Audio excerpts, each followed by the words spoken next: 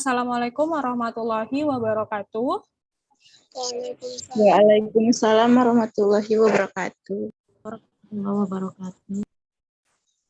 Shalom, Om Swastiastu, Namo Buddhaya, dan salam kebajikan bagi kita semua, dan selamat malam. Saya ucapkan kepada seluruh peserta kelas debat ilmiah episode 09 dan juga kepada narasumber kita malam ini, Kak Nabil, yang sudah berhadir juga pada Zoom meeting kita malam ini. Nah, sebelumnya saya ingin memperkenalkan diri ya, dan mungkin beberapa teman yang sudah mengikuti kelas debat ilmiah dari episode-episode sebelumnya mungkin sudah akrab dengan saya. Kenalkan, nama saya Nisa sebagai moderator ataupun host pada kelas kita malam hari ini. Nah, adapun sebelum kita memulai kegiatan inti kita, yaitu materi dari narasumber kita, yaitu Kak Nabil, ada baiknya kita membuka secara resmi kelas debat ilmiah episode 09 ini dengan mendengarkan sedikit kata sambutan dari Presiden Medan Debaters Forum, yaitu Bang Hotmaringan Samosir, yang mana sudah berhadir juga pada Zoom meeting kali ini. Apakah Bang Hotma bisa memberikan sedikit? Oke, bisa ya Bang. Oke, kalau begitu dipersilahkan kepada Bang Hotma untuk memberikan kata sambutan. Terima kasih. Sebelumnya, apakah suara saya terdengar dengan jelas? Jelas. Baik. Terima kasih. Selamat malam, teman-teman sekalian. Perkenalkan, saya Hotma selaku Ketua dari Lembaga Medan Debaters Forum, dan saat ini teman-teman sedang mengikuti kelas debat ilmiah. Ini adalah acara bulanan yang kita lakukan untuk mendorong proliferasi berpikir kritis dan debat untuk memberikan materi kepada teman-teman tentang debat kompetitif berbahasa Indonesia, di mana setiap bulannya kita mengundang pembicara yang kredibel, dan kali ini kita mengundang Bang Nabil dari Institut Pertanian Bogor dengan prestasinya yang luar biasa, dan acara ini adalah episode ke-9 dan kita bersyukur kita sudah sampai sejauh ini. Kami berharap teman-teman sekalian dapat aktif berdiskusi dan juga dapat mendalami seluruh materi yang diperkenankan pada malam hari ini sehingga timbul suatu diskusi yang konstruktif dan juga dapat menjadi sharing pengetahuan yang baik dan berkelanjutan bagi teman-teman dari seluruh Indonesia. Baik, selain daripada ini ada juga kelas debat yang lain, yaitu Medan Debate Academy untuk berbahasa Inggris dan MDF Reality Matter. Silakan kunjungi kami di berbagai channel kami, salah satu yang paling populer di Instagram @medandebaters. Baik, demikian yang dapat saya sampaikan. Dengan resmi saya membuka kelas debat ilmiah episode 9 ini, dan kita harap seluruh teman-teman dapat menjadi agen perubahan dalam demokrasi bangsa kita. Terima kasih, selamat malam. Saya kembalikan ke Kak Nisa. Terima kasih untuk kata sambutannya dari Presiden MDF, Bang Hotmaringan Samosir. Selanjutnya agenda kita adalah foto bersama. Jadi walaupun kegiatan ini dilakukan secara online ya, harapannya tetap ada dokumentasi dari kegiatan ini. Jadi bagi teman-teman ya yang masih kameranya masih mati, boleh silakan dihidupkan untuk pengambilan foto bersama. Kita tunggu ya beberapa saat untuk teman-teman mengaktifkan kameranya.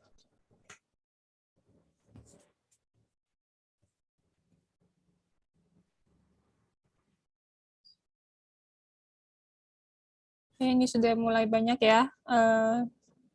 Masih kita tunggu ya sebentar lagi.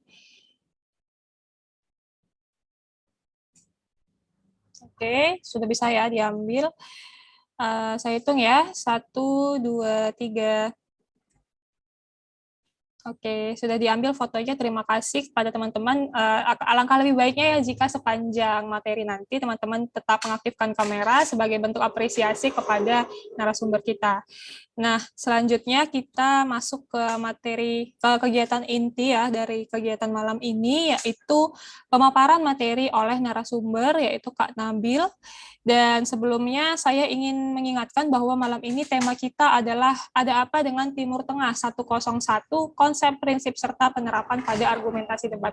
Jadi harapannya nanti setelah pemaparan materi, teman-teman dapat memiliki gambaran bagaimana apa sebenarnya yang terjadi dengan konflik-konflik di Timur Tengah, bagaimana konsepnya dan juga prinsip serta bagaimana aplikasinya nanti pada saat kita melakukan argumentasi dalam perdebatan.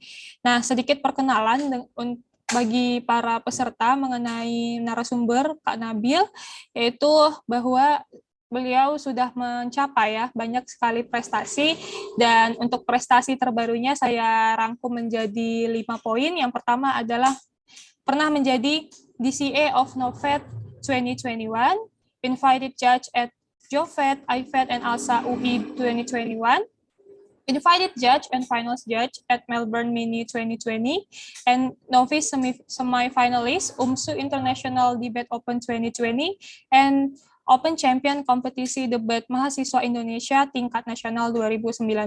Luar biasa sekali pengalaman dan juga prestasi dari narasumber kita. Jadi teman-teman harus pay attention ya sepanjang materi, dan diharapkan akan menimbulkan nanti setelah pemaparan materi akan ada diskusi yang interaktif supaya kelas kita ini lebih banyak lagi diskusinya, lebih hidup lagi diskusinya.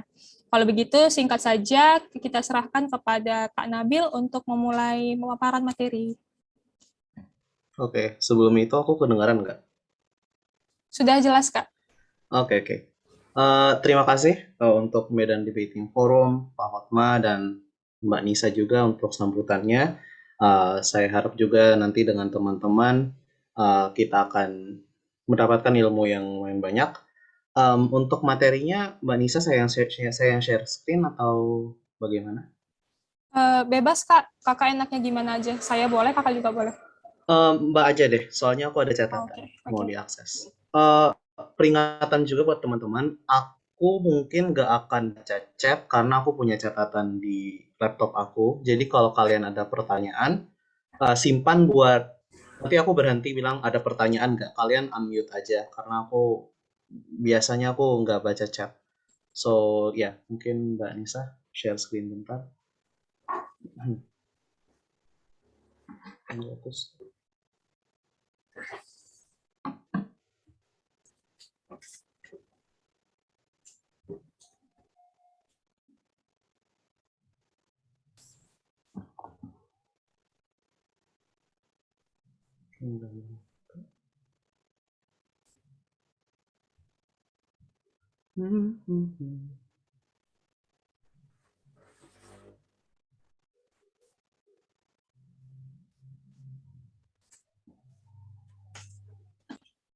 Oke, sudah kelihatan ya, Kak, screen-nya?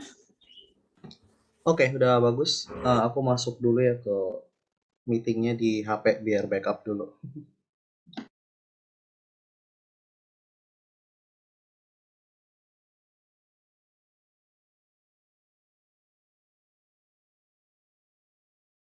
In progress.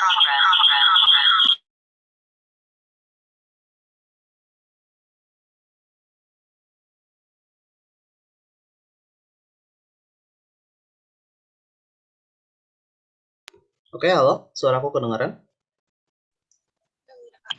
Jelas, Kak? Oke. Aduh, tunggu dulu ya. Ada gangguan dulu, bentar dulu.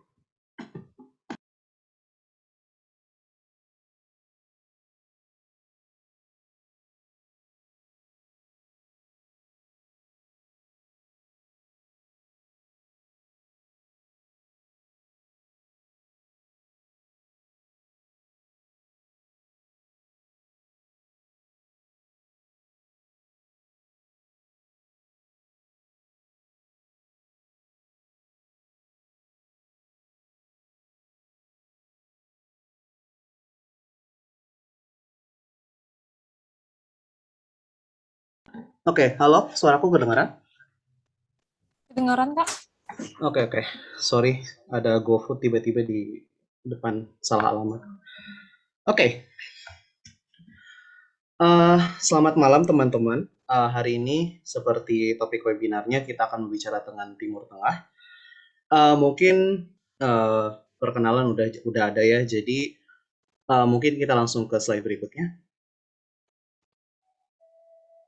Oke, ada beberapa poin yang harus aku omongin sebelum kita masuk ke webinar ini. Yang pertama, presentasi ini bersifat general dan spesifik ke debat parlementer. Saya bukan ahli dalam bidang geopolitik.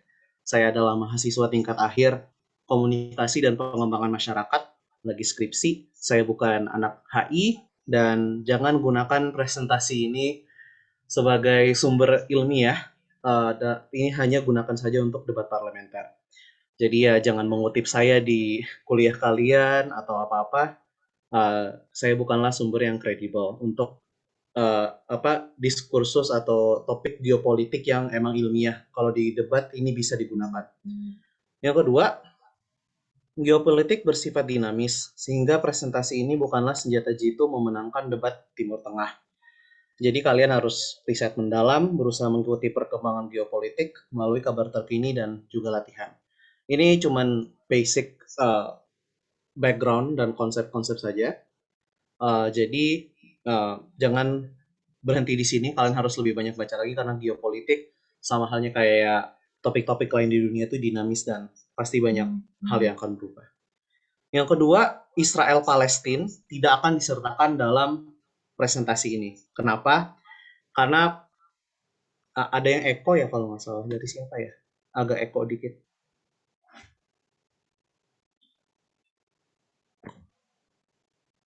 Oke, nggak apa-apa.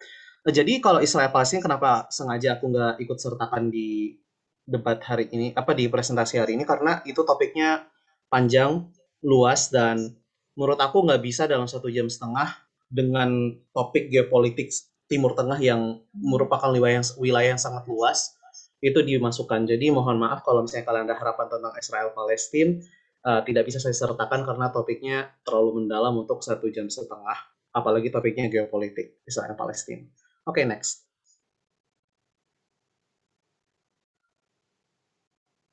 Oke, apa itu Timur Tengah? Menurut aku ini pertanyaan yang sepele tapi mungkin banyak yang miskonsepsi juga. Jadi itu adalah gelar untuk beberapa negara yang mayoritas Muslim dan dia berada di Asia Barat, benua Asia bagian barat, dan Afrika Utara.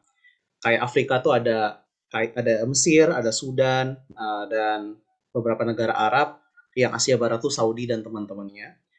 Ini pengelompokan yang sebenarnya bukan geografis, tapi lebih ke geopolitis, karena suku-sukunya dan dinamika politiknya, makanya dinamakan Middle East atau Timur Tengah. Dan berasal dari istilah barat yaitu Near East, yaitu gelar negara-negara Balkan dan wilayah kerajaan Ottoman atau kita kenal sebagai wilayah Turki Utsmani. Next. Untuk kerajaan Turki Utsmani, menurut saya mungkin yang familiar dengan sejarah Islam mungkin udah tahu. Tapi dia adalah kerajaan Islam yang lumayan kuat setelah dinasti Umayyah, setelah Abbasiyah. Dan wilayahnya meliputi Asia Barat, Afrika Utara, dan Eropa Tenggara. Mungkin kalian yang lumayan terkenal tuh penaklukan Konstantinopel. Menurut aku salah satu cerita yang populer. Dan dikalahkan sekutu, yaitu blok Barat kalau nggak salah, pada Perang Dunia I dan kemudian bubar dan disekat oleh sekutu. Disekat itu artinya bordernya atau perbatasan negaranya itu ditentukan oleh sekutu. Jadi konsep negara timur dengan negara di Timur Tengah itu bordernya itu sebenarnya bukan ditentukan secara alamiah tapi karena sekutu dan Perang Dunia I. Yang tersisa dari kerajaan Turki Utsmani sekarang adalah negara yang kita kenal sebagai negara Turki. Next. Oke, penyekatan Timur Tengah. Jadi kenapa kita membicarakan penyekatan Timur Tengah? Karena ini adalah cita bakal permasalahan historis dan geografis yang kompleks yang mengakibatkan banyaknya pertikaian yang muncul di wilayah Timur Tengah. Kalian akan mengerti ini dalam beberapa saat. Satu, para Arab lokal membantu sekutu untuk melawan Turki Utsmani. Perlu diperhatikan bahwa orang Turki tidak sama dengan orang Arab, dan mereka berkoordinasi bersama Inggris. Sir Henry McMahon, duta besar Inggris, kalau nggak salah di Mesir atau di salah satu negara itu, menjanjikan Syarif Hussein, salah satu pemimpin Muslim besar, kalau nggak salah dia berbasis di Saudi, untuk memberikan bantuan kepada si Hussein ini untuk membentuk negara Arab atau Pan Arab yang luas. Jadi negara Pan Arab itu bayangkan kayak Mesir, Qatar, Bahrain, Lebanon, semua negara Arab itu bersatu menjadi satu identitas gitu loh. Jadi Syarif Hussein ini menganut ide tersebut dan dia dan duta besar Inggris menjanjikan dia akan membantunya untuk mewujudkan mimpinya.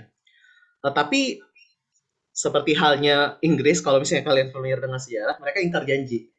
Dan tahun 1961, Inggris dan Prancis membagi Timur Tengah untuk diri mereka sendiri dalam perjanjian yang terkenal sebagai perjanjian Sykes-Picot 1916. Next. Nah, kalau bisa kalian lihat fotonya, itu adalah kayak sekat-sekat yang digambar oleh Prancis dan Inggris. Nah, kalau perlu kalian perhatiin bahwa kurang lebih penyekatannya ini tuh tidak memperhatikan etnis, agama, atau budaya masing-masing wilayah. Jadi, secara harfiah mereka tuh kayak, ini peta Timur Tengah, ditaruh di meja, terus mereka asal main garis-garis aja. Oh, ini bagian buat kamu, ini bagian buat kamu, ini bagian buat kamu. Sesuai persetujuan mereka berdua. Jadi kayak, karena penggarisan, kayak Irak itu, kalau nggak salah, mereka tuh kayak banyak kelompok etnis di dalamnya. Dan karena dibatasin sedemikian rupa, banyak berkumpul kelompok etnis dan suku-suku yang sebenarnya bertentangan dan tidak punya kesamaan sama sekali. Mungkin kalian ini sebenarnya sama kayak Indonesia. Kayak Indonesia itu kan tidak dibentuk karena alamiah, tapi itu karena penjajahan hasil penjajahan Belanda juga. Jadi kamu bayangin kayak kita kan diverse banget dari Papua sampai dari Sabang sampai Merauke itu sukunya banyak banget. Dipaksa untuk berkumpul dalam satu wilayah dan itu menjadi cikal bakal konflik yang terjadi hingga sekarang. Pemerintah Prancis dan Inggris juga memasukkan pemerintah boneka yang pro barat di wilayah kekuasaan agar memastikan sumber oli yang berkelanjutan ke Eropa dan udah dipisahin semaunya, dimasukin pemerintah yang kurang lebih pro barat biar mereka dapat sumber oli terus. Ini juga karena kebutuhan perang juga sebenarnya. Lalu jatuhnya Turki Utsmani, tipu daya Inggris, dan penindasan lebih lanjut oleh Barat menumbuhkan kebencian atau sentimen anti-Barat di Timur Tengah. Kita kadang sebagai debater atau sebagai orang umum kayak ngerasa kayak orang Arab tuh benci Barat karena Israel Palestina atau misalnya karena intervensi yang banyak misalnya di Irak, di Afghanistan. Tapi sebenarnya kebencian itu atau sentimen anti Barat itu dari dulu banget. Kayak bahkan lebih dulu daripada konflik Israel Palestina, di mana karena tipu daya ini dan juga karena pembagian wilayah ini yang tidak masuk akal ini, itulah yang ujungnya menumbuhkan sentimen anti Barat. So ya, itu next. Sekarang kita akan pindah ke topik yang menurut saya agak populer, yaitu Sunni dan Syiah. Mungkin kalian juga udah pernah dengar hal ini. So, mungkin kalian kenal bahwa Nabi Muhammad SAW bukanlah hanya seorang rasul, tapi juga berperan sebagai pemimpin politik dan militer sepanjang hidupnya. Dia, kalau misalnya kalian tahu cerita sejarah ghazwah atau perperangan yang diikutin kayak Badar, Uhud, dan teman-temannya, kalian pasti tahu bahwa beliau itu juga panglima perang. Setelah wafatnya Rasul, tidak ada pemimpin penerus yang ditunjuk secara eksplisit oleh Nabi Muhammad. Nabi Muhammad pas meninggal, dia tidak punya, kalau tidak salah dia nggak punya keturunan laki-laki, dan juga dia tidak menunjuk atau mewasiatkan seorang untuk menjadi penerus pemimpinnya setelah dia meninggal. Padahal waktu Nabi Muhammad meninggal kan wilayah kekuasaan Islam tuh lumayan luas juga, tidak hanya di Saudi Arabia tapi menyebar luas di mana-mana. Nah, pada waktu itu, biar ini sejarahnya secara singkat ya, ini aku bakal ngeninggalin banyak detail, tapi intinya waktu itu yang diusung 3. Satu orang dari Ansor atau dari wilayah Madinah Mukarramah, ada yang mengusul Ali bin Abi Thalib, karena merupakan keluarga beliau dan ini cita bakalnya kelompok Syiah. Yang ketiga, mereka menunjuk Abu Bakar As-Siddiq. Ujung-ujungnya kalau misalnya kalian tahu sejarah, Khulafaur Rasyidin dimulai dengan Abu Bakar As-Siddiq dan Ali. Kalau misalnya kalian mau tahu faktanya, Ali bin Abi Thalib itu tidak merestui Abu Bakar itu selama kurang lebih 6 bulan. Setelah Fatimah meninggal, baru si Ali membaiat kalau bahasa Islamnya, tapi dia memberikan restu kepada kekuasaan Abu Bakar As-Siddiq. Tapi kalau ditanya perbedaan Sunni dan Syiah itu sebenarnya secara agama atau secara praktek agama itu sebenarnya kurang lebih sama. Kayak mereka sholat, mereka zakat, dan lain-lain. Tapi yang menjadi perbedaan itu adalah bagaimana menstrukturkan atau mengorganisasikan agama Islam. Itu aja sebenarnya perbedaannya selain yang Ali dan Abu Bakar ini. Kompromi antara mereka belum ditemukan dan konflik ini kemudian tumbuh menjadi perbedaan kultural, geopolitik, dan agama yang mungkin kalian sadari masih bertahan sampai sekarang. Dan walaupun misalnya konflik di Timur Tengah tuh nggak cuma karena Sunni dan Syiah, tapi mayoritas konflik di Timur Tengah tuh bisa dilihat dari lensa perbandingan Sunni dan Syiah. Oke, selanjutnya kita akan masuk ke aktor penting. Mengetahui itu, kalau misalnya salah satu negara Syiah yang paling besar adalah Iran, yang terbesar malah, dan yang Sunni itu adalah Saudi Arabia. Jadi selain Turki, Saudi dan Iran ini punya pengaruh paling besar di Timur Tengah. Kenapa Turki nggak kita fokusin? Karena satu, Turki itu nggak banyak dibicarakan karena dia tuh nggak aktif berintervensi di luar negeri dia atau di luar perbatasan di wilayah sekitar dia. Dan dia juga sekutu barat yang lebih aktif dibandingkan Saudi Arabia karena dia salah satu anggota NATO dan dia lebih itulah kayak dia tuh tidak berpengaruh itu ke geopolitik di luar wilayah terdekatnya. Nah, Iran adalah pemimpin de facto aliran Syiah dengan aliansi kuat bersama negara seperti Syria, Lebanon, Irak, dan Rusia, walaupun sebenarnya aliansi Iran dan Rusia itu kebetulan aja, karena Rusia kan nggak suka sama Barat, nggak suka sama AS, nggak suka sama Eropa, dan negara yang beraliansi dengan Eropa dan AS itu adalah secara otomatis lawannya. Kebetulan Iran juga benci sama AS dan Eropa, jadi si Rusia bilang ya udah nih Iran teman yang baik. Jadi kayak musuhnya adalah musuhku adalah temanku basically di sini. Dan Saudi Arabia memimpin aliran Sunni sekitar 80-90% Muslim dunia. Ia beraliansi dan bekerja sama dengan banyak negara Muslim lainnya dan juga negara di Asia Barat. Dan AS khususnya memiliki hubungan erat dengan Saudi Arabia yang akan kita jelaskan lebih dalam nanti. So, kita ke slide berikutnya. Kita akan berbicara tentang Iran dulu. So, kalian sadar bahwa ini akan banyak sejarah, tapi ini akan semuanya masuk akal. So, Iran. Sebelum Perang Dunia II, mereka tuh sebenarnya salah satu peradaban tertua di dunia. Mereka tuh bukan negara Arab awalnya. Mereka tuh berbudaya dan beragama Zoroastrian. Kalian bisa cari sendiri itu bagaimana. Tetapi ditaklukkan oleh Muslim Arab dan menjadi negara Muslim. Pada Perang Dunia I, Inggris banyak menjajah Iran bagian barat, sementara Rusia menguasai bagian utara, Iran utara. Inggris mundur pada tahun 1921 dan mendukung kudeta militer yang membawa Iran di bawah kendali namanya dinasti Pahlavi. Pengaruh dari Uni Soviet dan Inggris ini menjadikan Iran penyalur bantuan kepada Uni Soviet pada Perang Dunia Kedua. Next.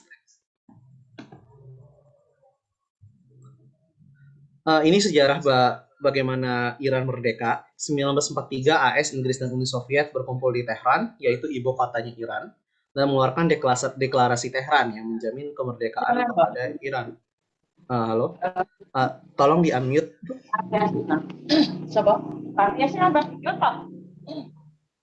Nah, ini lo masuk 10, aku langsung aja lihat sih. Halo? Yang ya Allah, apa deh, sholat langsung dandan. Yang mic-nya nyala boleh dimatiin dulu. Oke. Tadi mana? Oke. Pokoknya 1943 dideklarasikan sebagai merdeka, Iran itu merdeka. 1951 Muhammad Mossadegh ditunjuk sebagai Perdana Menteri. Dia populer karena dia menasionalisasikan industri minyak Iran yang sebelumnya dimiliki dan dikelola oleh perusahaan Inggris. Kenapa ini penting? Karena duit dari industri minyak Iran tuh nggak masuk ke Iran, banyaknya masuk ke Inggris. Jadi revenue atau misalnya keuntungan yang mereka dapatkan tuh sedikit. Dan Iran tuh sebelumnya adalah negara yang miskin.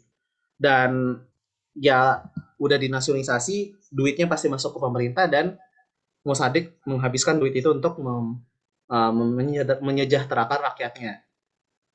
Dia juga mendorong demokrasi yang demokrasi sekuler alias tidak terlalu dipengaruhi oleh agama dan pelan-pelan membawa modernisasi dan liberalisasi. Tentu modernisasi dan liberalisasinya itu dalam standar 50-an, tahun 50-an, bukan standar kita sekarang. Pada 1953, AS dan Inggris meluncurkan sebuah misi untuk melengsarkan mereka dong, duit minyaknya nggak masuk lagi, dan mendirikan sebuah rezim boneka otoriter yang dipimpin oleh Muhammad Reza Pahlavi atau dikenal orang-orang sebagai si Shah atau Sang Shah. Next.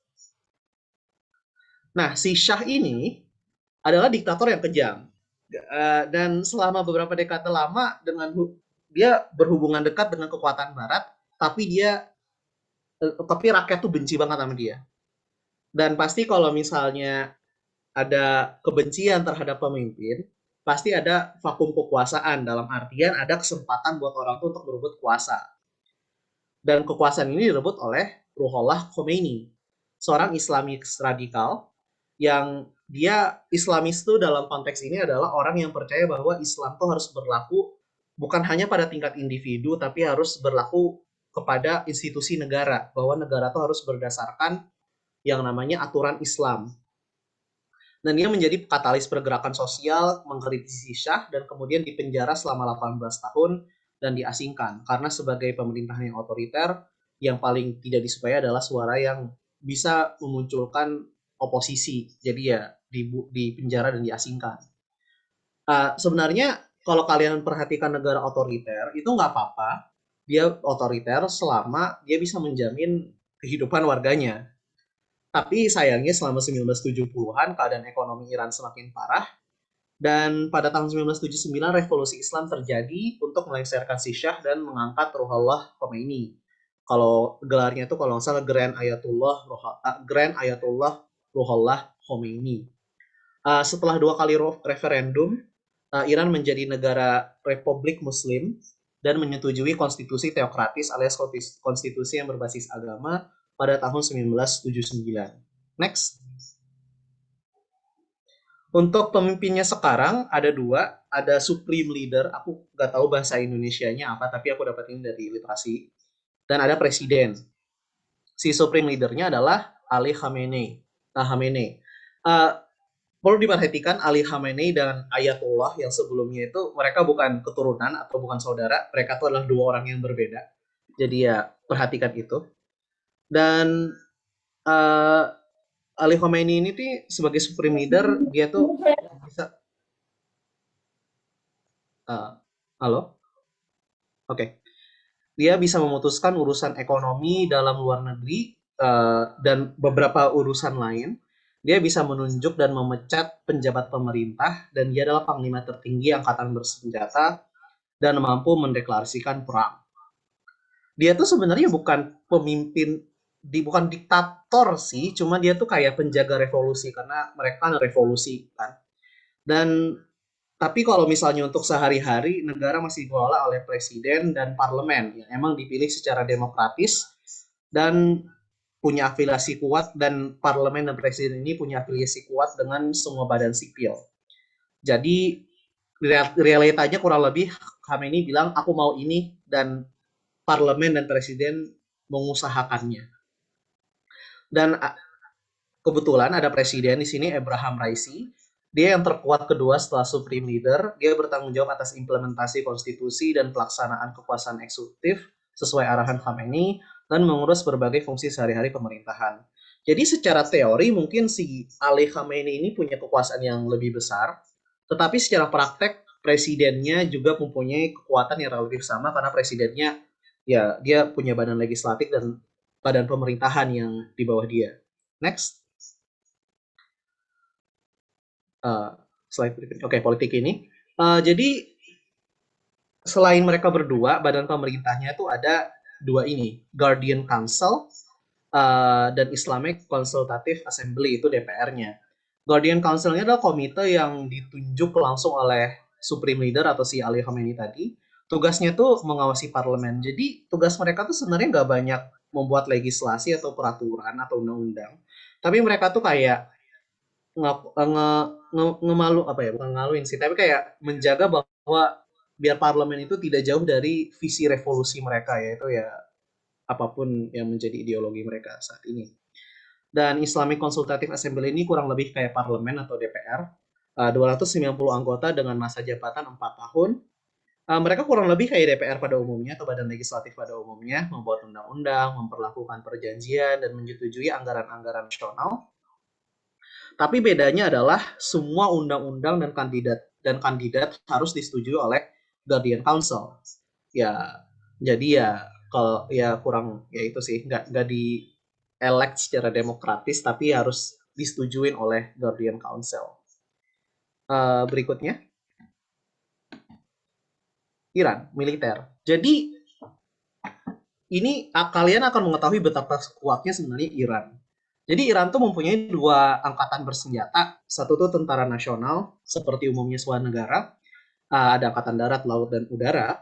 Dan ada satu lagi yaitu Islamic Revolutionary Guard atau IRGC. Dan dia melapor ke Supreme Leader atau si Ali Khamenei secara langsung.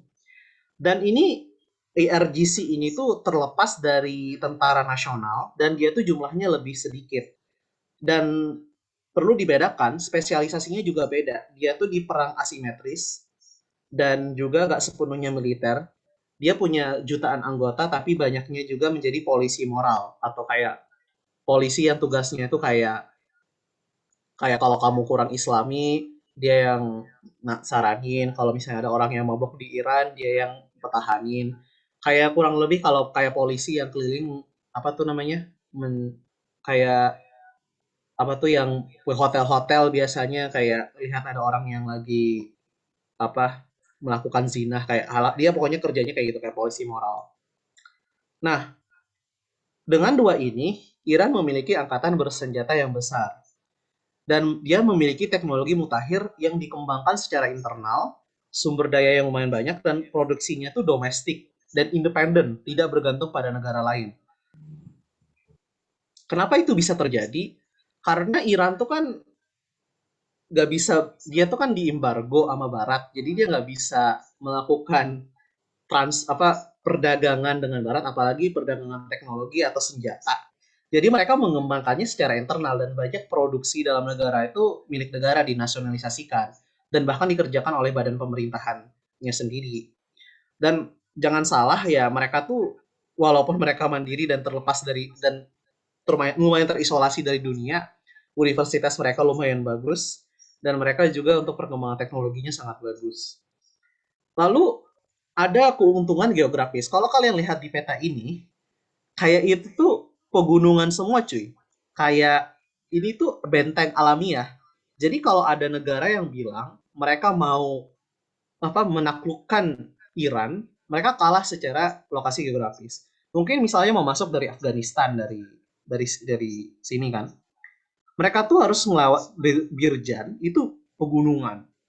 Ada orang yang bilang bahwa di Hormuz dekat Abu Dhabi ini di Bandar Abbas orang tuh bisa masuk lewat situ terus kayak dari laut masuk dari Bandar Abbas, tapi Bandar Abbas ke Tehran tuh jauh dan itu semuanya pegunungan. Jadi gak realistis buat negara barat atau negara apapun untuk berperang di Iran karena wilayahnya bergunung dan itu medan yang sangat susah untuk ditaklukkan. So udah senjatanya bagus, medan perangnya udah bagus, dan angkatan bersenjatanya banyak. Jadi Iran tuh secara militer itu termasuk orang yang kuat. Dan teknologi yang mereka kembangkan tuh bukan cuman senjata, tapi kayak balistik, apa tuh rudal yang tanpa awak itu loh, kayak yang bisa dikendalikan, bukan yang tanpa awak. Dan mereka juga membuat tank, dan mereka juga membuat drone, dan itu yang membuat mereka tuh sangat kuat. Iya ya, ICBM kurang lebih. Ya itu singkatannya. Next. Oke, militer. Jadi kita lebih spesifik ke IRGC karena mereka tuh menurut aku yang menarik dari Iran. IRGC bukanlah organisasi yang strukturnya sentral dan kaku, tetapi memiliki banyak kelompok yang bertindak mandiri di bawah pimpinan tokoh agama lokal. Jadi mereka tuh kayak decentralized gitu loh. Mereka juga punya beberapa cabang di berbagai macam daerah. Dan mereka tuh bahkan nggak saling koordinasi atau bahkan nggak saling bekerja sama. Dan bahkan ada perebutan kekuasaan internal di IRGC ini. Jadi bisa dibayangin seberapa, bukan terpecah juga sih, tapi kayak seberapa banyaknya suara dalam IRGC ini. Badan utama IRGC adalah Basij yang membantu menegakkan hukum dan polisi moral kayak tadi ngegerbakin orang yang berzina, kalau misalnya orang nggak berkerudung dihukum dan lain-lain. Lalu ada subset lagi yang lebih berbahaya yaitu Quds. Quds ini adalah subgrup dari IRGC yang berspesialisasi dalam intelijen dan perang tidak konvensional. Dan mereka bekerja sama dengan aktor non pemerintahan, teroris group itu menurut aku agak tergantung juga kalian bagaimana menginterpretasikannya. Mereka punya catatan bekerja sama dengan Hezbollah di Lebanon, Hamas di Palestina, Palestinian Islamic Jihad di West Bank, dengan Houthi di Yemen, dan kelompok Syiah bersenjata lainnya di Afghanistan, Syria, dan Irak. Jadi Quds ini tuh spesialisasinya tuh di, ya kalau misalnya orang bilang terorisme bisa juga, tapi bahasanya itu adalah intelijen dan perang tidak konvensional, alias bukan perang di medan perang biasanya, which includes terrorism. Next. Jadi dari sini ada beberapa observasi berguna.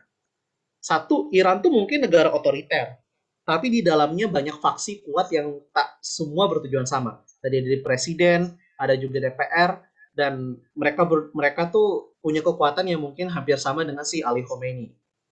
Dan kedua, sentimen anti barat masih mengakar dan susah hilang akibat sejarah panjang tipu daya dari yang tadi menginstal si Shah dan banyak hal-hal lain. Jadi kalau misalnya tiba-tiba diajak kerjasama, kalian bisa bilang belum tentu mereka akan terima langsung, atau misalnya meskipun mereka terima belum tentu mereka akan percaya sepenuhnya dengan barat. Terus ketiga, mungkin kalian, ini juga buat kalian kalau dengar kabar, kalau misalnya ada kabar bilang pasukan Iran atau Iran telah melakukan sesuatu, itu sebenarnya nggak berguna dan menunjukkan betapa tidak mengertinya orang atau orang-orang di artis di surat kabar mainstream tentang struktur pemerintahannya. Karena beberapa serangan itu dilakukan bahkan tanpa konsultasi dengan petinggi pemerintah. Dan sedikit sekali kerjasama militer Iran dengan si IRGC ini. Jadi kalau misalnya ada serangan, itu bisa aja IRGC, bisa aja militer, bisa aja IRGC yang makin terpecah lagi, bisa si Quds, dan yang IRGC terpisah ini seperti kita katakan dipimpin oleh tokoh agama lokal, kayak ustadz lokal gitu lah. Nah, kayak tadi, pasukan Quds juga sangat mandiri dan berperan sebagai unit perang gerilya di Timur Tengah dengan sumber daya, pengalaman, dan pelatihan yang lumayan mantap. Jadi ini untuk Iran. Ada yang mau bertanya nggak?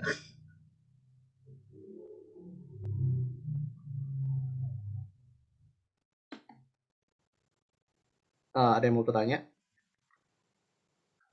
Oke, kalau misalnya nggak ada, kita akan... ada yang mau bertanya tadi?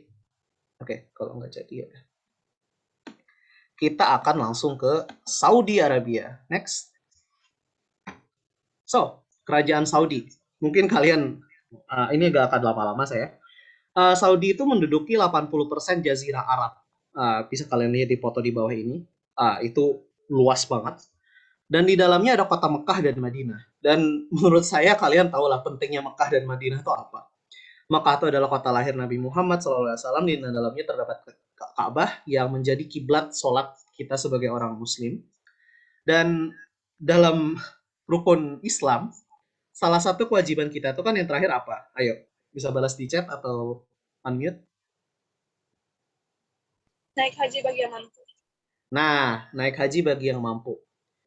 Jadi bayang, dan karena dan itu kan kewajiban itu sangat melekat di kita ya, kayak itu budaya banget, sampai ada sinetron namanya Tukang Bubur Naik Haji, aku nggak ngerti itu kok bisa ada.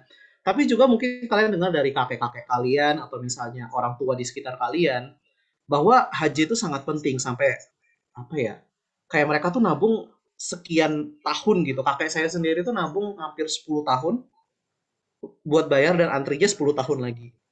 Kalau mau kalian tahu haji sekarang tuh 44,7 juta, antrinya 11 sampai 39 tahun. Kalau mau yang haji plus bayar 150 sampai 180 juta, antrinya 5 sampai 7 tahun. Jadi yang punya cita-cita haji itu kurang lebih harganya untuk sekarang, tapi itu harga pandemi jadi agak mahal. So, ngasih tahu kalian buat ingat untuk nabung haji. Nah, bayangin kamu tuh sebagai Saudi. Kamu punya kendali atas Mekah dan Madinah. Dan kamu tuh adalah tanah lahirnya Rasulullah SAW. Pengaruh religius Saudi itu besar banget, men. Karena mereka punya Mekah dan Saudi ini. Dan mereka juga karena ini bisa membiayai dan membantu ajaran Islam kan. Kayak mereka tercatat bahwa mereka tuh membiayai beberapa masjid dan beberapa lokasi pengajaran agama, nggak cuma di Asia, nggak cuma di Timur Tengah, tapi juga sampai Eropa dan negara barat sana. Nah, walaupun sekarang semua muslim bisa haji, paling kuotanya aja yang dikurang-kurangin, secara historis akses ke Madinah, ke Makkah Madinah ini, atau akses ke haji itu sebenarnya pernah dipakai sebagai alat geopolitik, tapi cuma buat satu negara doang, yaitu Iran, karena Sunni Syiah dan beberapa konflik lainnya. Jadi ancaman ini tuh secara historis cuma dipakai sama Iran, tapi ke negara lain belum pernah. Tapi kalau dia mau, dia bisa melakukan itu. Bahkan bukan ngebatasin doang, tapi memblokir travel atau memblokir perjalanan dari negara kamu atau negara kita ke negara Saudi. Dan kamu bisa ngebayangin kan, kayak kalau tiba-tiba Saudi bilang negara Indonesia akan kita blokir kita akan blokir akses Indonesia ke Saudi Arabia selama let's say 2 tahun. Kira-kira reaksinya gimana, guys? Coba ketik di chat atau unmute.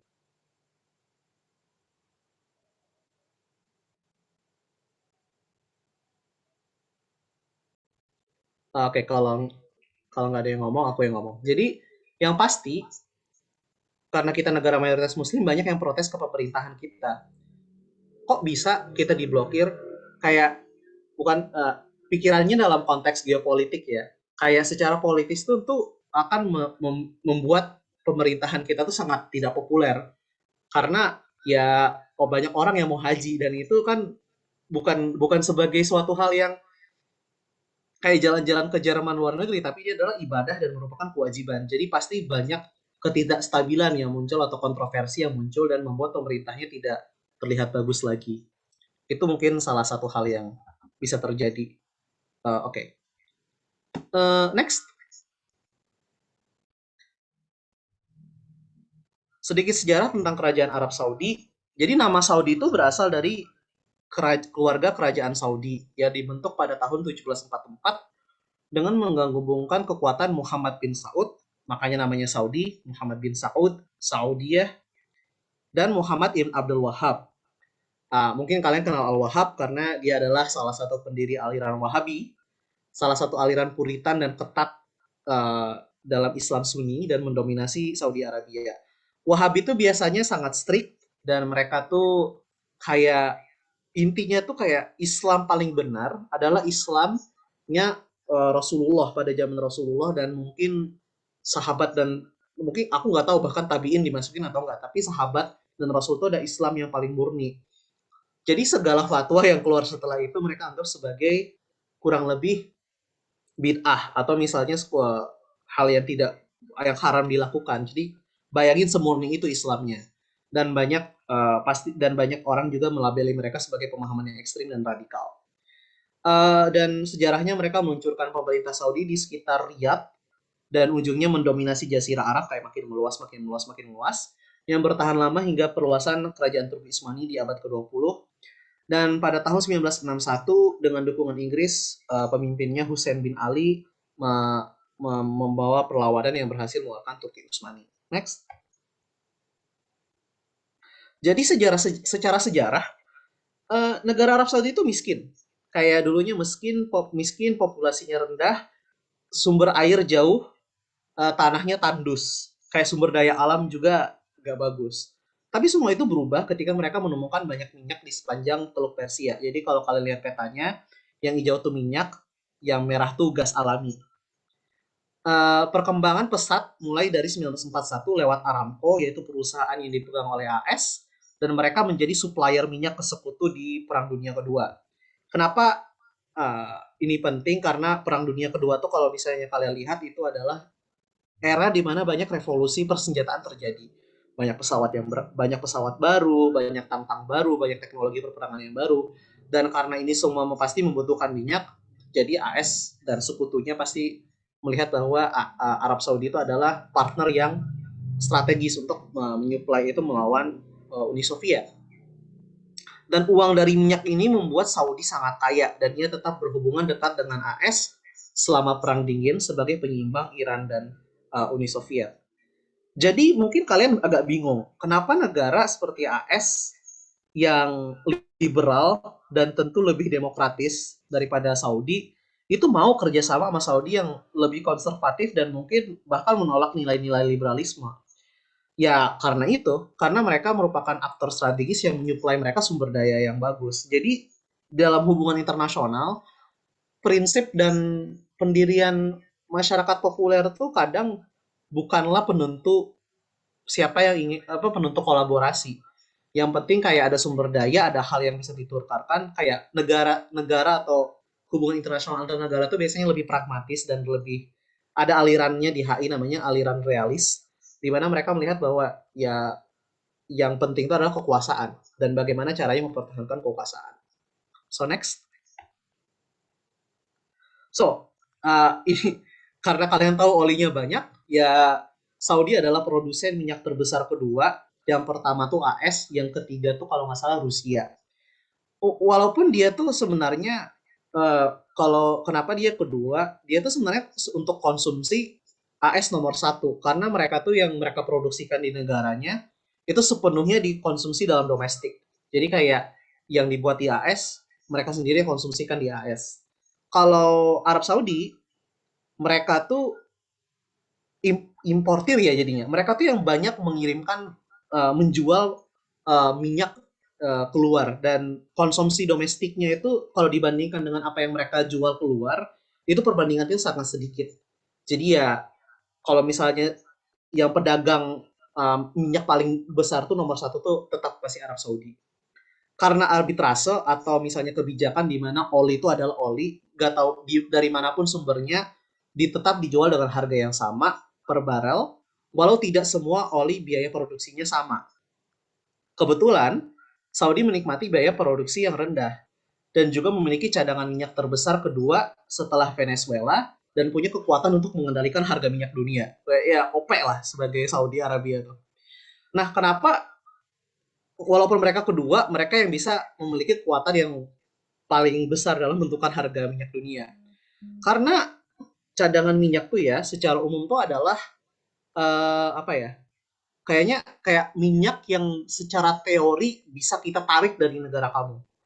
Venezuela kenapa nggak berperan besar di ekonomi minyak global? Karena minyak Venezuela itu kalau kalian tahu tuh terkontaminasi sulfur. Dan biaya produksinya tuh membengkak akibat itu karena harus dimurnikan dan harus dibagusin lagi baru bisa dibakar. Beda sama minyaknya Saudi Arabia yang kurang lebih siap bakar. Jadi tinggal kayak kata-kata kalau di Indonesia kan katanya kalau kamu ambil ranting kamu taruh di tanah maka kamu akan mendapatkan tumbuhan itu, maka dia akan tumbuh sendiri, gak perlu diapa-apain. Di Saudi kamu ambil pipa, kamu taruh di lantai, itu katanya kurang lebih kamu bisa dapat minyak yang siap diproduksi, siap dibakar dan dijadikan produk-produk sesuai apa yang kamu mau. Jadi Saudi itu bisa ngejual per barel $20 dan masih untung. Venezuela itu harus ngejual biar balik modal tuh $80 per barel. Jadi bayangin kayak seberapa mudahnya Saudi Arabia tuh mendapatkan minyak dan supply-nya banyak lagi. Negara lain sekaya Bahrain dan Qatar juga punya minyaknya, bukan punya minyak yang bagus, kayak sama bagusnya kayak Saudi Arabia. Tapi cadangannya tuh jauh lebih sedikit dari apa yang dimiliki Arab Saudi. Negara kayak Rusia atau bahkan Kanada juga punya minyak, tapi produksinya juga nggak semudah Saudi. Jadi mereka tuh nggak bisa bermain-main mengendalikan harga minyak. Jadi kalau Rusia tiba-tiba bilang aku akan menjual minyak rendah dengan harga rendah, Saudi Arabia kayak ya udah terserah kamu, justru kamu yang bakal rugi. Terus yang ketiga, Saudi adalah ketua OPEC atau Organization of the Petroleum Exporting Countries, koalisi negara importir minyak yang mengendalikan kurang lebih 81,5% suplai minyak dunia. Dan pada dasarnya Saudi itu dia tuh ketuanya, jadi dia bisa bilang aja ke negara OPEC kayak aku akan menjual minyak semurah ini, dan semua negara lain tuh harus ngikut karena dia tuh yang paling kuat di pasar itu. Dan ini sering digunakan sebagai alat geopolitik untuk Saudi mendapatkan apa yang dia mau. Jadi karena mereka punya ini sih kayak bisa dibilang dia punya monopoli, tapi juga nggak monopoli sepenuhnya, tapi dia punya kendali atas harga minyak.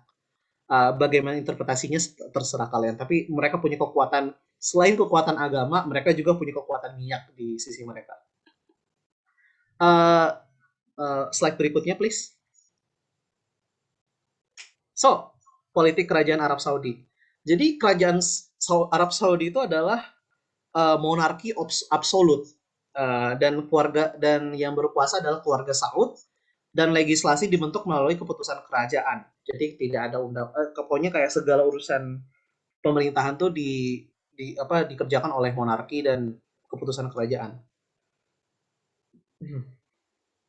Keluarga kerajaan tuh gak cuman kakek nenek, tapi ada 7.000 anggota yang kurang lebih semuanya mendominasi badan-badan pemerintahan, tapi juga mendominasi misalnya sekolah agama, badan-badan agama. Pokoknya semua anggota kerajaan tuh biasanya memiliki ada perannya lah gitu di kementerian atau misalnya dalam tokoh-tokoh agama ataupun tokoh masyarakat di Saudi. Tapi di dalam keluarga ini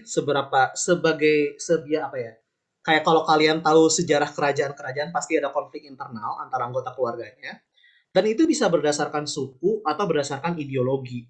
Jadi ada misalnya beberapa keluarga kerajaan Saudi yang Wahabi, ada juga yang moderat. Untuk raja dan perdana menterinya adalah Salman bin Abdul Aziz As-Saud, tapi beliau udah tua dan katanya sakit-sakitan. Jadi yang anak penerus anaknya Muhammad bin Salman itu adalah penerus kerajaan dan juga dikenal sebagai pemimpin de facto kerajaan. Dia yang biasanya ngurus-ngurusin, dan mungkin kalian lebih familiar dengan muka beliau. Kalau nggak salah beliau tuh udah pernah ke Indonesia deh, kalau nggak salah ya. Nah, MBS ini disingkat biasanya di barat tuh MBS, tapi panggilan dia Muhammad bin Salman. Dia tuh memulai liberalisasi kerajaan. Dalam artian dia tuh memberantas korupsi di kerajaan, bahkan menangkap keluarganya sendiri biar menunjukin bahwa dia tuh punya kekuasaan, kayak gue bisa loh nangkapin lo. Dan juga memberantas perlawanan internal, kayak semua suara yang berlawanan dengan kerajaan dia juga memberantasnya. Dan dia mengawasi Yaman. Kalau kalian tahu Yaman tuh ada Houthi dan ada konflik di dalamnya, dia juga mengawasi itu. Dan dia membawa beberapa pertikaian diplomasi dengan Kanada, Qatar, Lebanon, dan Turki. Bisa kalian cari masing-masing. Tapi dia kayak ngegas gitu secara diplomatis.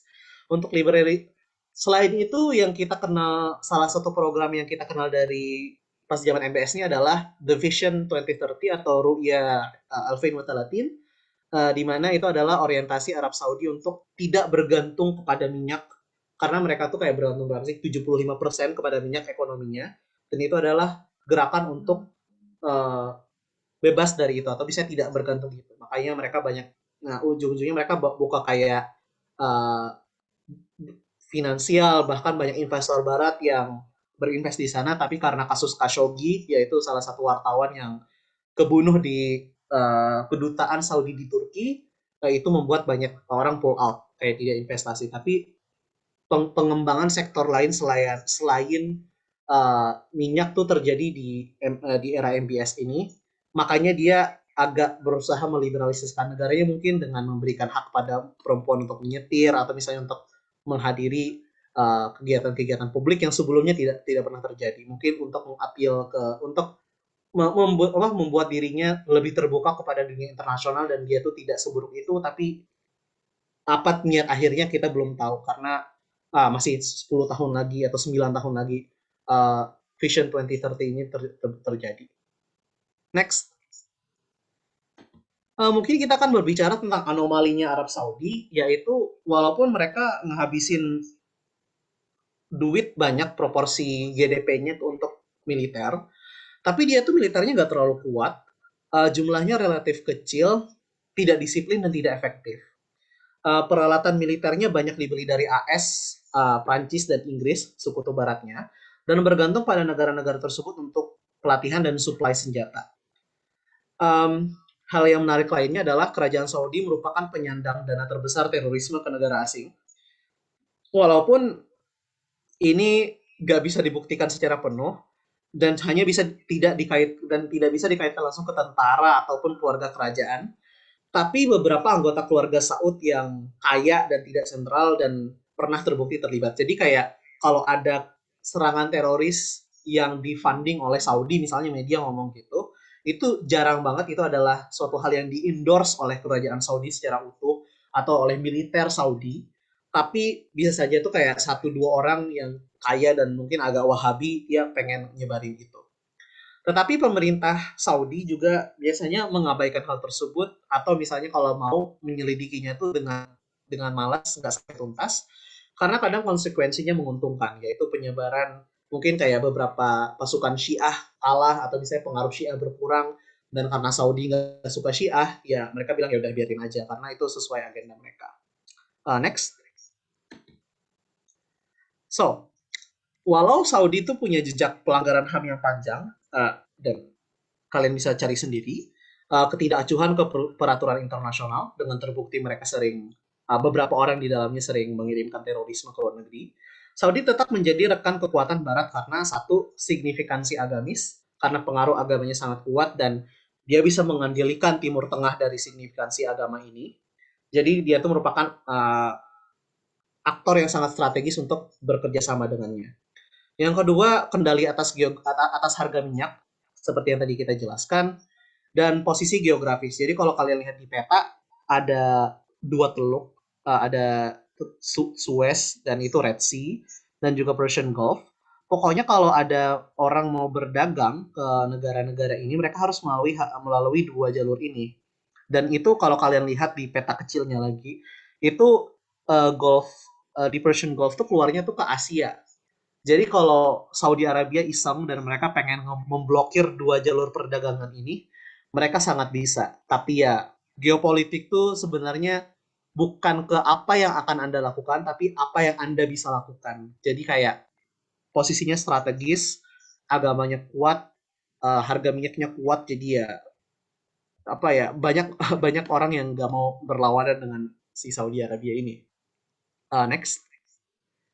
So, beberapa observasi berguna. Jadi, satu kayak tadi, pernyataan seperti Saudi melakukan X itu tidak berguna, harus lebih spesifik. Apakah keluarga Saud yang melakukan? Apakah Wahabi melakukan itu? Apakah anggota keluarga Saud yang tidak penting melakukan hal tersebut? Jadi kalau misalnya ada serangan itu biasanya tidak semerta-merta di-endorse oleh Saudi Arabia secara utuh, tapi mungkin beberapa aktor di dalam Saudi Arabia. Kedua, angkatan bersenjata Saudi lemah dan bergantung pada bantuan asing. Negara membiayai terorisme itu adalah mitos, walau banyak penduduk kaya menyebarkan ekstremisme secara global. Barat bergantung pada Saudi karena pengaruhnya di Timur Tengah dan akan mengabaikan kesalahan-kesalahannya untuk mempertahankan itu. Saudi punya pengaruh luar biasa terhadap dunia muslim karena haji. Dan yang terakhir, Saudi dengan OPEC bisa meruntuhkan ekonomi global kalau mau dan sering digunakan sebagai alat geopolitik. Untuk Saudi Arabia, ada pertanyaan nggak?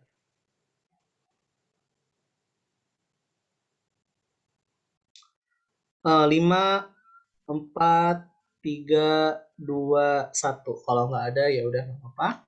Kita langsung pindah ke isu lain. Next, nuklir. So, untuk nuklir. Untuk sekarang kita percaya bahwa hanya ada satu negara yang bersenjata nuklir di Timur Tengah, yaitu Israel. Walaupun mereka biasanya menyangkal hal tersebut. Tapi mungkin kalian kalau misalnya ikuti kabar, program nuklir Iran tuh mulai pada 1950-an dengan bantuan AS pas zamannya si Shah. Tetapi karena revolusi 1979 mereka berhenti. Dan setelah itu agak diem, kayak Iran tuh kayak nggak ada isu-isu nuklir. Terus pas itu ada investigasi oleh IAEA atau International Atomic Energy Agency pada tahun 2003 dan menunjukkan bahwa ada kegiatan pengembangan teknologi nuklir sehingga banyak embargo yang diberikan kepada Iran. Jadi kayak teknologi nuklir yang kita maksud itu adalah aku nggak tahu istilah apa istilah ilmiahnya, tapi dia tuh pokoknya dia dapat uranium, tapi kan uranium secara sendiri itu tidak berguna. Kamu harus kayak misahin isotopnya biar membuat plutonium yang menjadi energi nuklir. Jadi hal itu yang mereka lakukan. Bahasa Inggrisnya itu adalah uranium enrichment. Awalnya ngaku itu sebenarnya buat energi, kayak buat ngemain energi, tapi ternyata setelah diselidikin buat ngebuat senjata militer dan ngembangin sistem ICBM juga sebenarnya. Dan prediksinya waktu itu adalah 2015 kemungkinan mereka udah bisa punya senjata rudal. Untuk sekarang kita tidak tahu apakah mereka punya atau mereka udah bisa mengembangkan hal tersebut.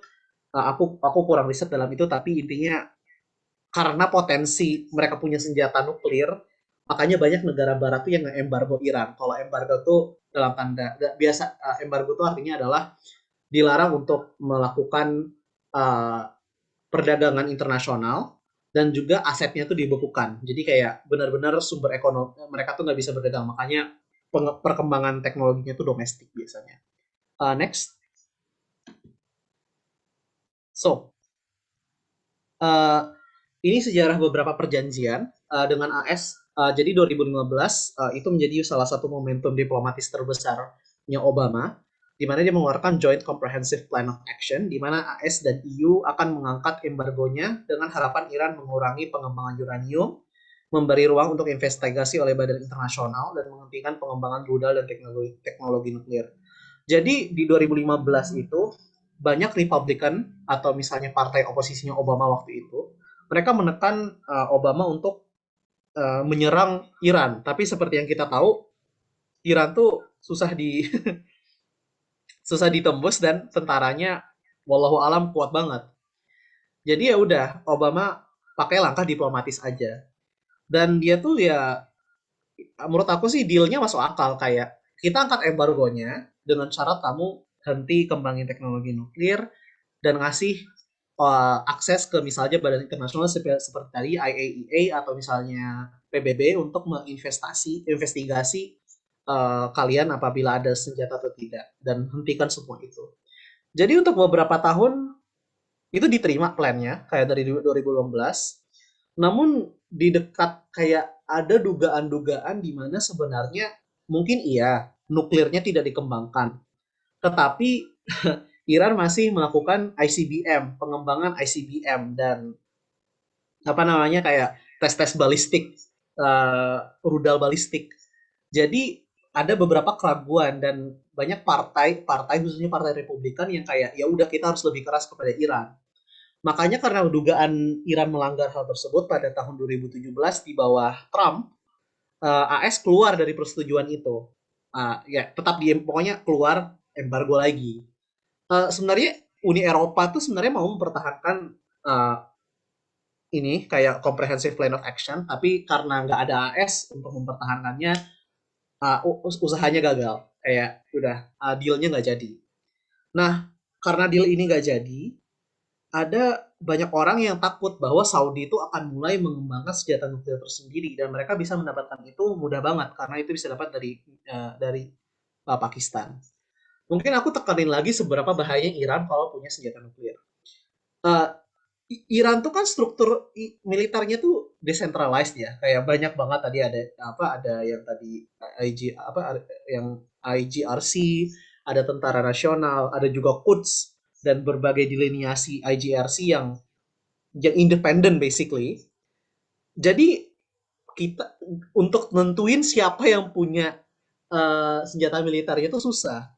Kalau misalnya IGRC atau militer negara, ya masih nggak apa-apa sih, kayak oke, kita bisa bisa percayalah sedikit sama mereka. Tapi kalau misalnya yang punya Quds, kan susah.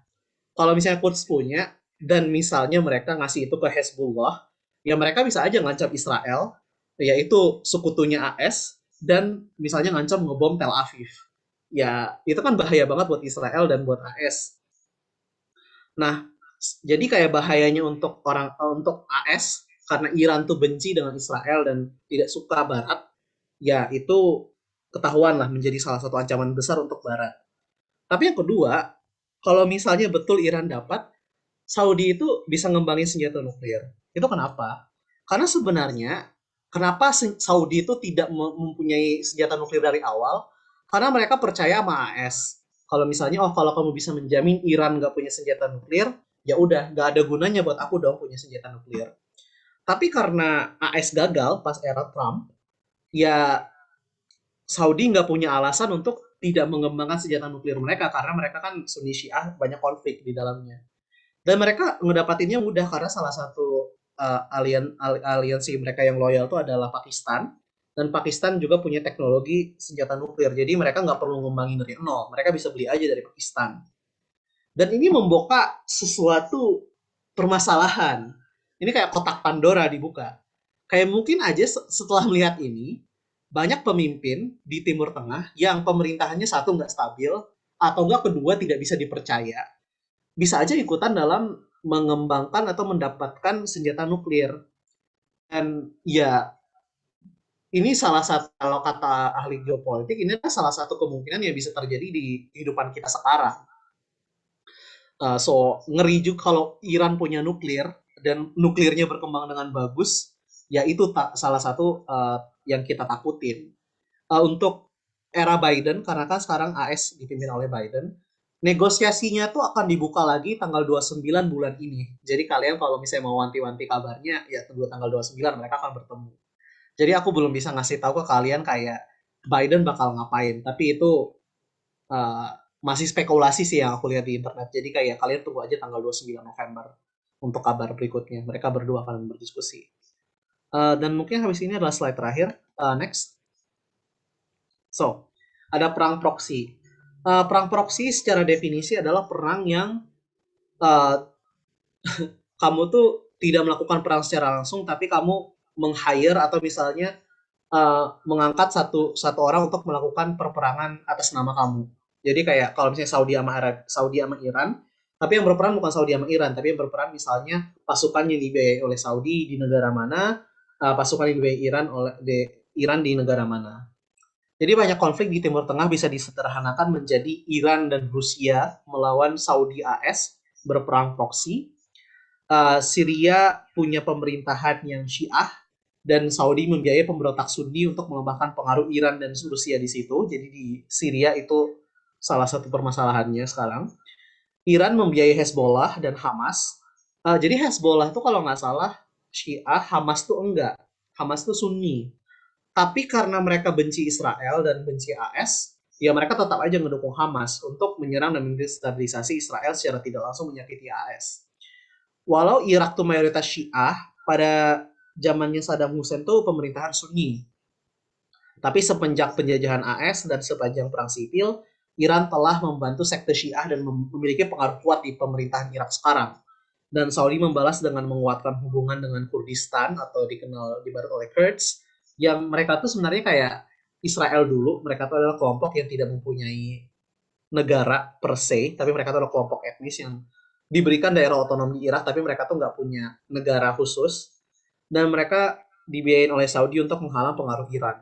Kalau aku baca terakhir untuk Iran itu, mereka tuh sekarang lagi demo karena hasil pemilu, di mana mereka merasa bahwa Iran ikut campur dan mereka tuh memprotes hal tersebut. Jadi mungkin itu kayak topik-topik yang sering bicarakan. Kenapa aku fokusin ke Saudi dan Iran? Karena menurut aku mereka adalah dua aktor yang paling kuat di Timur Tengah. Dan untuk isu nuklerisasi itu biasanya isu yang sering muncul juga di debat. Perang proksi ini juga salah satu yang sering. Sebenarnya banyak konflik lain kayak Israel-Palestina, terus Mesir dengan Sungai Nil, mereka juga lagi memperebutkan sumber daya dan ada Israel juga. Ada juga topik lain Afghanistan, kalau misalnya kalian mau masukin itu, tapi Afghanistan sekarang nggak banyak kabarnya. Dan banyak konflik geopolitik lain, tapi secara umum biasanya pasti melibatkan Saudi Arabia atau enggak Iran. So, makanya aku fokusinnya ke situ. Mungkin sekian yang bisa aku sampaikan. Mungkin slide-nya bisa nanti dibagiin ya, Nisa, ke di kolom chat. Kalau ada yang mau bertanya, silahkan. Kita masih ada waktu 15 menitan kurang lebih. Ya, terima kasih Kak Nabil untuk pemaparan materinya. Selanjutnya kita memasuki sesi Q&A atau question and answer. Bagi teman-teman yang punya pertanyaan terkait materi tadi ataupun hal lainnya yang masih terkait dengan debat, sangat boleh untuk bertanya.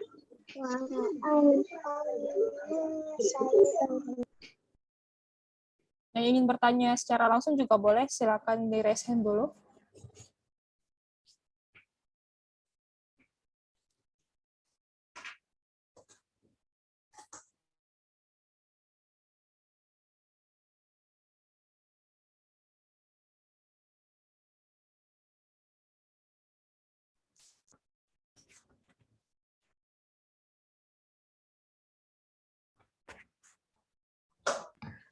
Kalau misalnya ada hal yang tidak dimengerti, boleh ditanya kok, santai.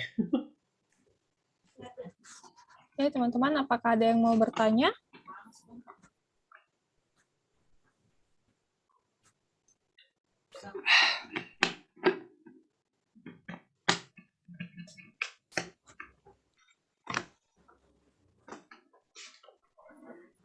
Ayo guys, santai aja, gue nggak gigit kok. Mungkin masih menyusun pertanyaannya ya, Kak. Oh ya, sambil kita menunggu pertanyaan, teman-teman diharapkan untuk mengisi absensi dan feedback ya. Jadi ini merupakan persyaratan untuk mendapatkan nanti sertifikat bagi peserta. Jadi bagi yang tidak mengisi, maka tidak berhak untuk mendapatkan sertifikat peserta.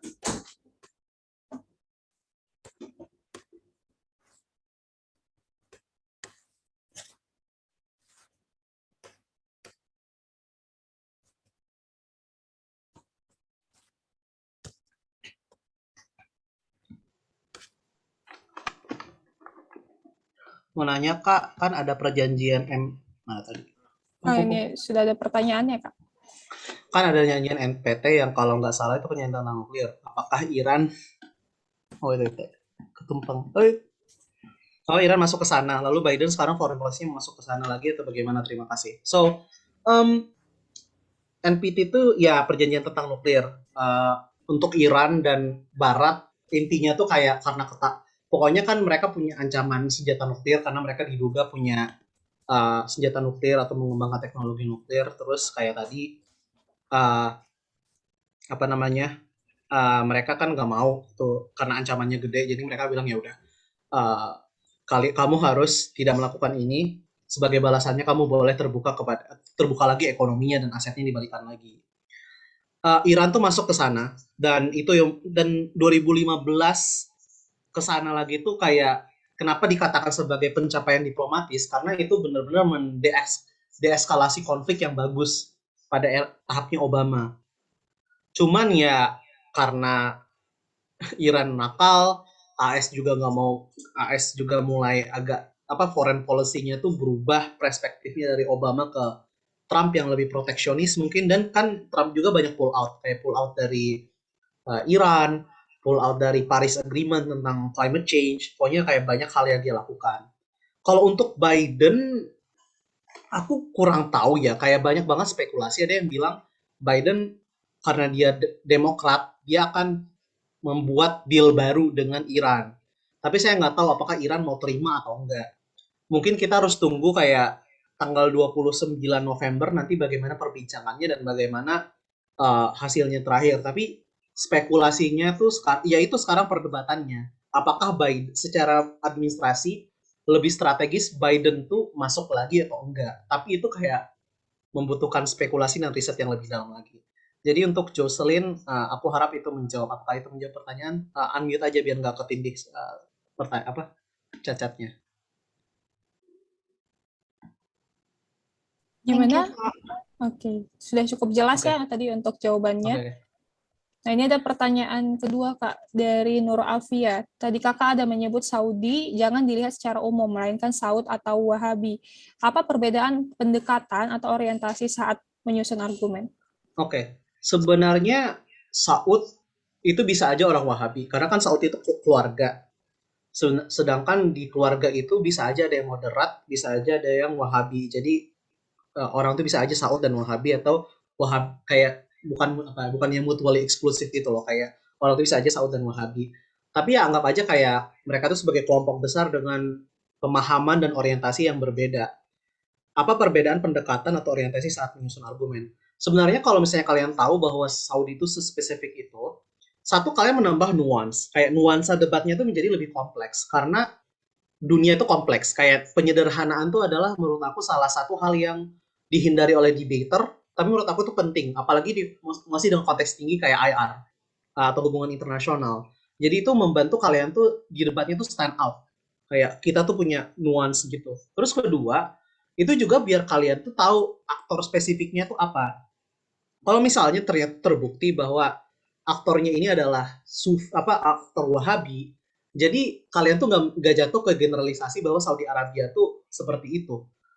Dan dari situ kalian membuka dinamika debat yang lebih bagus lagi. Kayak kalian tuh bisa membuktikan insentifnya mereka apa kalau misalnya kalian ngelakuin riset lebih dalam. Tapi juga misalnya dalam mengubah persepsi tentang terorisme pada umumnya, kayak bahwa ternyata terorisme itu nggak secara penuh disponsori oleh negara, tapi beberapa aktor nakal juga enggak sih, cuman kayak beberapa aktor yang mungkin lebih sering melakukan hal tersebut.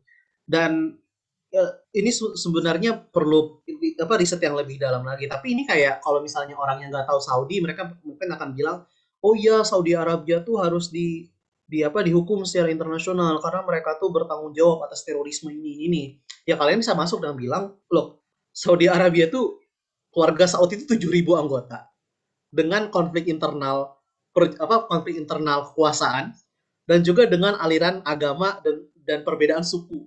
Jadi ada yang moderat, ada yang Wahabi. Kalian bisa aja secara umum biasanya penyerangan teroris itu tidak disponsori sepenuhnya oleh kerajaan Saudi ataupun disponsori oleh militer, tetapi disponsori oleh beberapa aktor yang misalnya ekstremis seperti yang keluarga Saud Wahabi yang mempunyai sumber daya uang yang lumayan besar untuk membiayai hal tersebut, atau bahkan membiayai kelompok-kelompok kayak tadi Hezbollah, Hamas dan teman-teman bukan Hezbollah sih, tapi Hamas misalnya, atau Palestinian Guard di West Bank. Jadi kalian tuh ujungnya bisa lebih spesifik dan kayak menunjukkan bahwa kalau yang salah tuh adalah aktor-aktor seperti ini, ya kenapa kita harus mengecam misalnya satu negara? Kayak kalian tuh membuat debatnya tuh real, dan menurut aku tuh adalah suatu hal yang membuat debater agak susah karena mereka melawan realita. Gitu sih menurut aku untuk Nur Afia. Apakah ada pertanyaan lagi? Sudah cukup Kak, jelas. Thank you. Oke, ya, terima kasih. Ada message. Oke, ini ada pertanyaan ketiga Kak dari Andre Marcelo. Adakah prinsip moral yang harus diperhatikan negara-negara Timur Tengah, khususnya Arab Saudi dan Iran, serta sekutu-sekutunya dalam merespon konflik dengan negara-negara Barat? Oke. Jadi ini saran aku ya untuk mau si IR atau mau si aktor. Prinsip moral tuh biasanya nggak berguna. Maaf ini agak jahat, tapi kalau kalian lihat hubungan internasional, nih coba kalian pikirin. Uni Eropa itu adalah katanya bastion dan penjaga hak asasi manusia. Tapi mereka nggak mau memutuskan hubungan dagang mereka dengan China, karena China itu salah satu konsumer mobil otomotifnya Jerman yang bagus, BMW, Volkswagen. Mereka tuh salah satu konsumer terbesar mobil-mobil impor Jerman. Dan kalian tahu kan Cina tuh ngapain aja dengan Uighur, dengan kayak hak asasi manusia di Cina. Kenapa Uni Eropa yang mengaku dirinya sebagai pelindung hak asasi manusia mau bekerja sama dengan orang seperti itu? Hal lain, negara Timur Tengah yang mayoritas Muslim itu kayak masih mau kerjasama sama AS, kayak tadi Saudi Arabia. Atau misalnya, kalau kalian baca kabarnya, beberapa negara seperti Qatar dan Uni Emirat itu memulai hubungan diplomasi dengan Israel. Padahal, kalau kalian tanya ke orang di jalan di Arab atau misalnya di negara Timur Tengah, mereka tuh benci banget sama Israel, man. Kayak sebenci itu misalnya karena Palestina. Tapi negara ini malah tetap melakukan yang namanya hubungan dagang, bahkan kayak hubungan internasional yang saling menguntungkan. Ini membuktikan apa? Bahwa hubungan internasional itu pragmatis dan lebih jatuh kepada bagaimana kalau misalnya kalau di debating tuh kalian coba baca teori namanya teori realisme atau neorealisme, di mana negara tuh pada umumnya adalah semua negara tuh tujuannya sama, yaitu mencari kekuasaan. Nah, dari situ kalian bakal ketahuan kayak negara tuh tidak memandang ideologi kecuali ada dampak negatif kekuasaan dia. Jadi kayak kalau misalnya dan kalian tuh harus ngebuktiin bahwa kalau misalnya Uni Emirat bekerja sama dengan Israel, maka masyarakat Uni Emirat akan demo sebesar itu untuk menurunkan pemerintahan Uni Emirat yang pada kenyataannya tidak terjadi. Jadi kayak prinsip moral atau misalnya pendekatan IR sekarang yang aku lihat tuh bukan ke ya mohon maaf tapi kayak misalnya kan kayak nilai-nilai seperti kolaborasi internasional, SDGs kita genggamkan bersama itu ya kurang lebih cuman jargon aja pada saat ini. Di mana yang penting itu adalah bagaimana semua negara bisa mendapatkan kekuasaannya dan mempertahankan kekuasaannya. Jadi untuk prinsip moral mungkin tidak ada. Kalau Arab Saudi dan Iran itu merespon konflik dengan negara-negara barat, I mean nothing really. Kayak Irak di Irak diserbu itu ya Sunni Syiah lagi ujungnya, kayak bagaimana kekuasaannya lagi. Dan kayak kalau Irak jatuh, Saudi Arabia juga biasanya dia gak ngelakuin apa-apa aja kecuali dia memperhatikan apakah pengaruh Sunni tetap kuat di sana. Makanya mereka ngebiayain Kurdistan ketika setelah Saddam Hussein ditangkap malah Syiah yang angkat. Jadi kayak biasanya jarang banget mereka tuh yang ada konfliknya tuh paling yang itu yang nuklir. Cuman itu juga tuh kayak nggak semua negara tuh aliansinya sama. Kayak Saudi itu masih sama Barat, Iran tuh masih sama Rusia. Jadi kayak yang dilihat tuh adalah ya sentimen anti Barat tuh kuat. Tapi secara paradoksial juga US masih mau kerjasama sama Saudi masih mau kerjasama juga sama US. Tapi hubungannya pragmatis. Jadi ya kayak gitu sih, kayak sentimen anti ya kayak merespon tuh ya lihat aktornya siapa, kepentingannya apa, dan di konfliknya terjadi apa. Kalau untuk moral tuh biasanya kayak aku rasa kayak membawa argumen prinsip kayak keadilan atau misalnya apapun itu biasanya kurang strategis di debat-debat IR. Apakah itu membantu Andre? Oke, terima kasih. Nah, sama-sama. Ada lagi pertanyaan? Ada 5 menit lagi loh. Santai-santai. Aku sambil minum ya. Silakan Kak. Jadi teman-teman masih diperbolehkan untuk bertanya ya, karena masih ada sedikit waktu lagi, mungkin satu pertanyaan lagi kalau ada. Oh iya, aku lupa. Aduh. Jadi kalau kalian mau kabar tentang hubungan internasional yang pastinya baca koran, baca kabar. Kalau kalian mau sakit-sakitan dikit baca bahasa Inggris, ya itu pakai kalau nggak salah ada tunggu tadi aku pakai website yang mana ya? Tunggu ya. History sambil nunggu pertanyaan orang.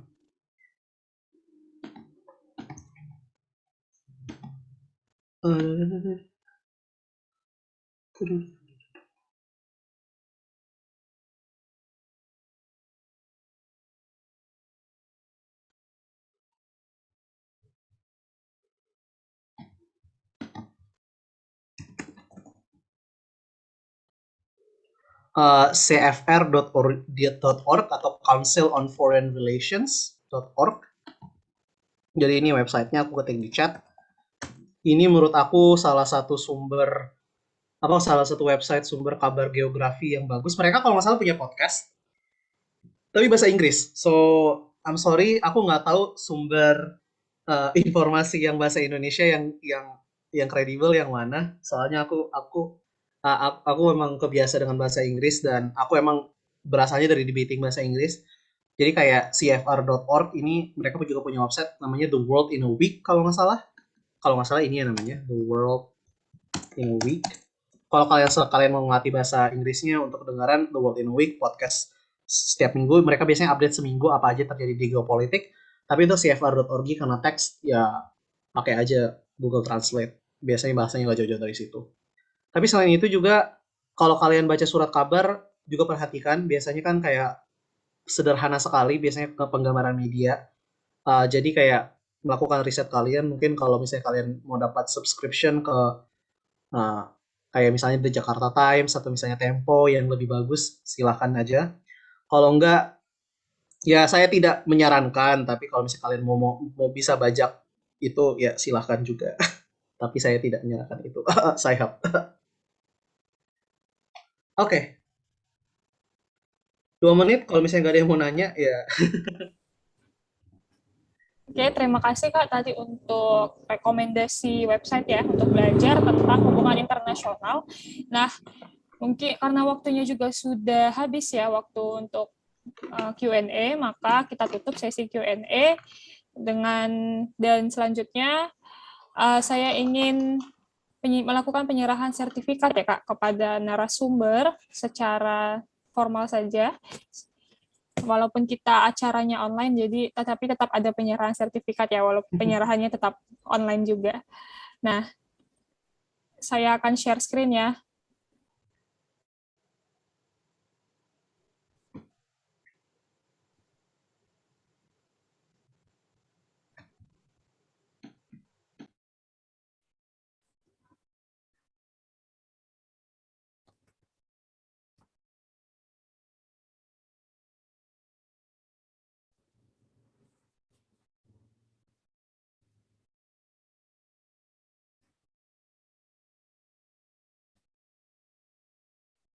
Oke, jadi ini dari saya mewakili Medan Debaters Forum menyerahkan sertifikat apresiasi kepada Kak Nabil selaku keynote speaker kita malam ini pada acara MDF kelas debat ilmiah episode 09 dengan tema Ada Apa Dengan Timur Tengah 101, konsep, prinsip, serta penerapan pada argumentasi debat. Dan terima kasih diucapkan ya kepada Kak Nabil, semoga lain waktu kita dapat bekerja sama kembali, dan saya akan mengambil foto ya Kak. Jadi saya hitung, 1, 2, 3. Oke, terima kasih Kak. Saya stop share ya. Nanti untuk sertifikatnya akan dikirimkan melalui email ya Kak. Nah, Oke. Kira-kira Kak Nabil ada yang mau disampaikan lagi sebelum ditutup? Kalau pokoknya ya jaga kesehatan yang pasti karena masih pandemi. Yang belum vaksin segera vaksin. Jangan jangan rame-rame dulu. Kegiatan offline kalau misalnya kampusnya udah buka nggak apa-apa, tapi ya perhatikan itu juga. Untuk debating emang mungkin agak pusing ya ngebahas geopolitik, dan apalagi yang mungkin jurusannya jauh dari kata-kata geopolitik dan ilmu sosial. Tapi ya tuntutan debating adalah seperti ini, tapi intinya nikmatin aja prosesnya, dan ini akan membantu kalian memahami dunia dengan lebih lanjut. Kalau kalian ada pertanyaan lebih lanjut, hubungin saya lewat Instagram, ini handle-nya. Saya akan usahakan untuk balas, tapi tolong tentang perbincangan tentang debating aja, jangan yang lain. Mungkin itu aja. Semangat untuk teman-teman. Kalian masih jauh perjalanannya, dan saya juga rasa bahwa akan banyak hal yang baik di depan hari untuk kalian. Jadi semangat. Terima kasih. Terima kasih banyak Kak. Jadi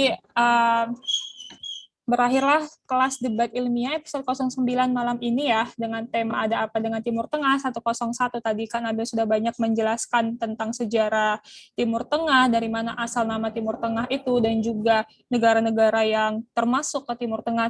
Tetapi malam ini kita hanya membahas tentang Iran dan Arab Saudi, dan bagaimana sejarah Iran dan sejarah politik dari Iran dan Arab Saudi, dan bagaimana sebenarnya konflik-konflik yang terjadi di Timur Tengah, khususnya Iran dan Arab Saudi, dan pastinya keterlibatan negara-negara barat dalam konflik-konflik tersebut.